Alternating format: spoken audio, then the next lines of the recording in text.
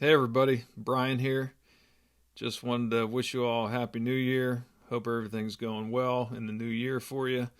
We're going to be diving right into a new series here. We're going to be trying to bring you a couple of these a week.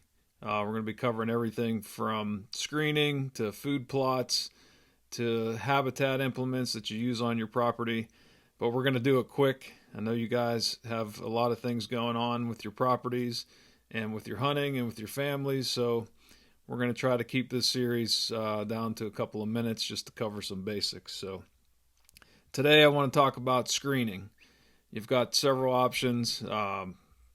Really, you can go in any direction that you want. But these are my top 5 that I've been using for the last 15 or 20 years on my properties. And it's given me the combination of speed of getting something established quickly, also with ease, that it doesn't take a lot of time or equipment.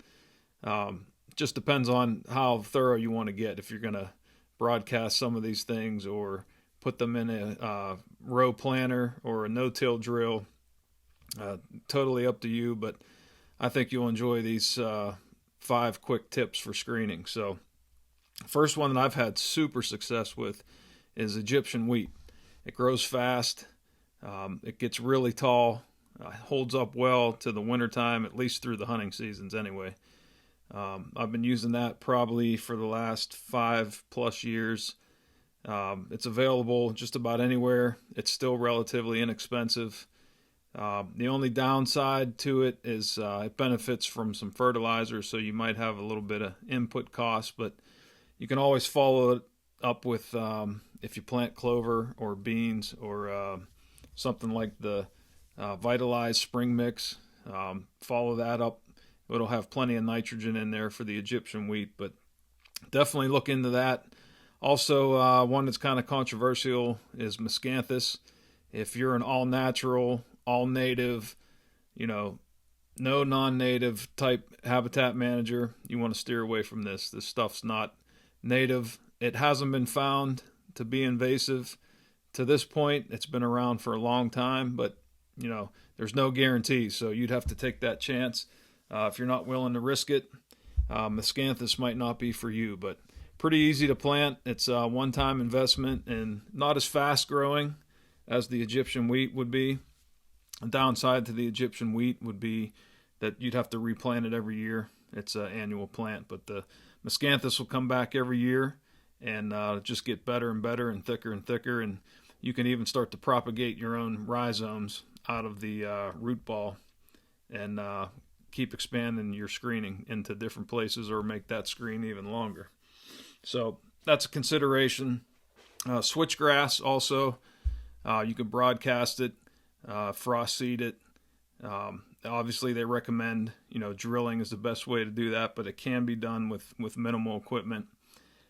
Burns well, establishes well. Again, it's going to take a couple years to get that established, so you want to plan that ahead, but great option for screening your plots, screening your other habitat improvements, your blinds, different things like that.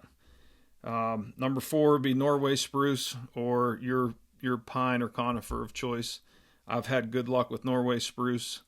Some of the pines I've had get damaged by deer over the years, so Norway Spruce is the way to go. Again, it's a time investment, but you also spend a little bit more money and get some bigger trees with a bigger root ball. Some of them even come grafted now that'll grow faster. Definitely an option to look into for that. And last but not least, another controversial topic, hinge cutting. If you've got a bunch of open woods leading up to your food plots or your blinds or any other things that you want to have hidden access trails, hinge cutting is a super quick way to do it. And if you do it this time of year, at the end of winter, early spring, before that sun returns, you'll have some explosive growth and it'll thicken up a lot faster than you realize.